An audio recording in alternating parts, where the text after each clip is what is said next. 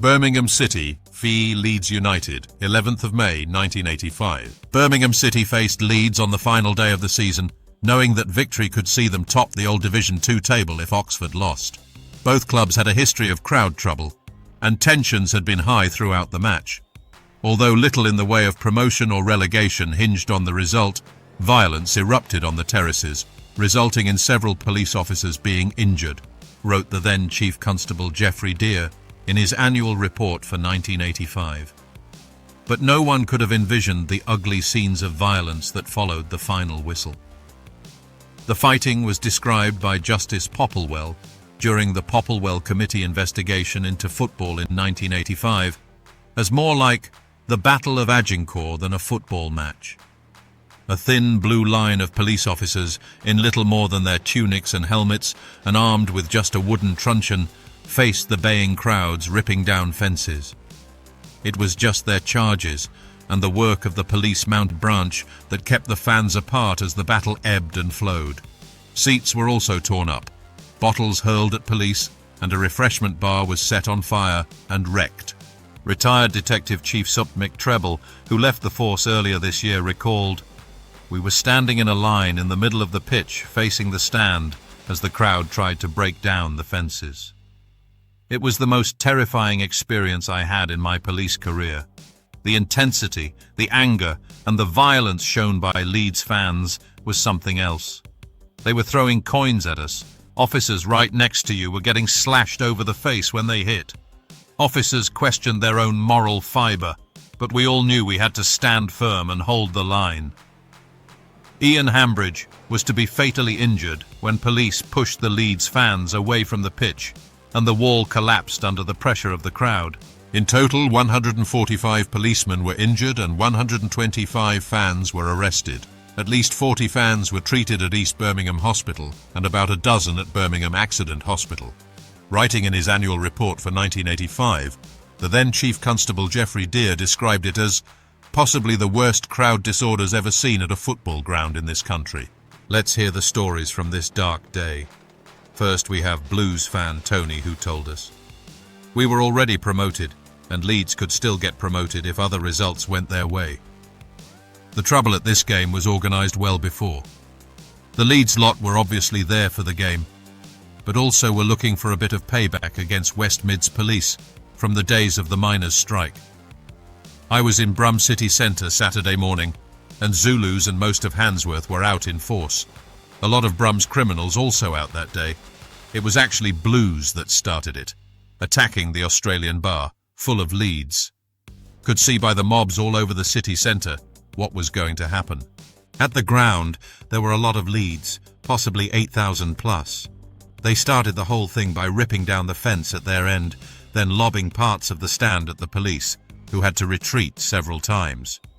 There were several pitch invasions, but the worst was at the final whistle. Leeds started it by invading the pitch from the terrace at the side of the Tilton end.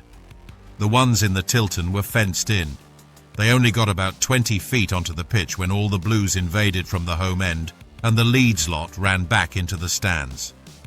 Then the police horses came on, and everyone had to leg it back to the stand.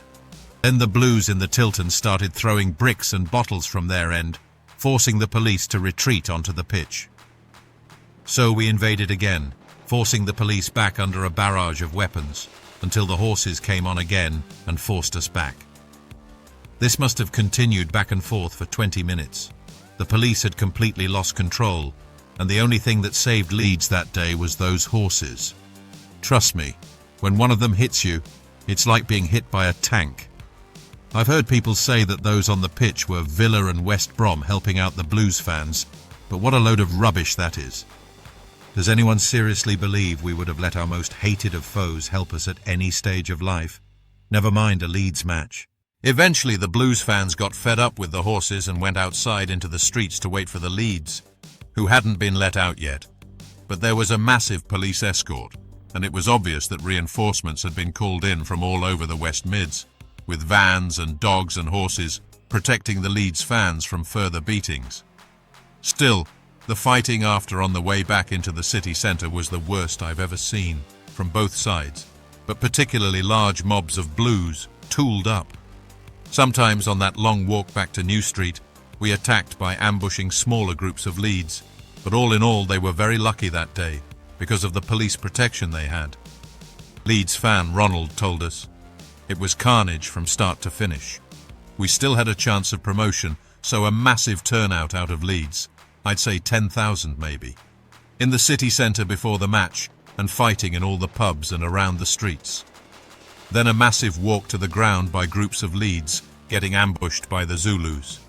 Queued up to get into the turnstiles, and it was a crush, and then the wall collapsed, and that's when the Leeds fan died after getting crushed by the wall. The police were corralling Leeds fans into an already congested area, and the wall just gave way.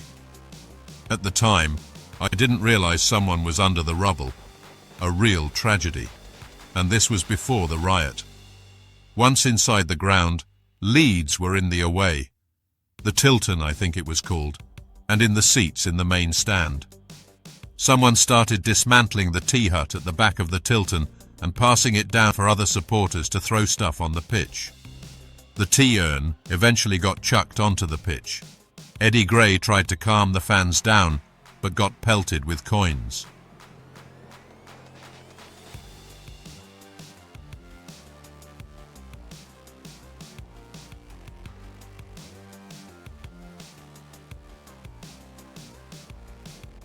Then Blues scored, and all hell broke loose. Leeds fans invaded the pitch, so then the Blues fans also invaded, and a short fight ensued, but Leeds were forced back into their own end. But now the Blues fans were rampant, and spent at least 30 minutes fighting the police with bricks, bottles, and any other weapons they could.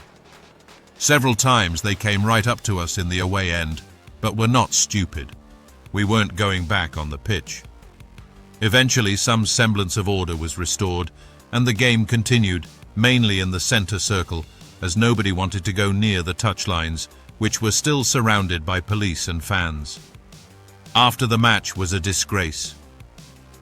I still to this day have never seen anything like it. Police v Blues, police v Leeds, Leeds v Blues. At one point I saw an ambulance race past, horns beeping, lights on, with no windows. Police horses charging into anybody in the way. It was carnage, complete and utter carnage. Shops were being ransacked by both Blues and Leeds, but somehow I managed to get back to New Street Station. But it was even kicking off there, with fans fighting and police trying to stop it. This was probably 8 p.m, so nearly 3 hours after the match had ended. Blues were evil that day, and the only surprise was there was only one casualty in terms of death.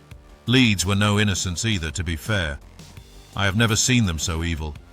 I think this match caused the fences to go up everywhere, and it was the same day as the Bradford fire. We thank Tony and Ron for their recollections. It's clear that this one game changed English football forever, with the Popplewell report leading to all-seater stadiums and new, more powerful laws for the police. A terrible day for football, and memories for the young Leeds lad Ian Hambridge, crushed by a collapsing wall, never forgotten. Thanks for watching. Now please like, share and subscribe. It really helps our channel grow.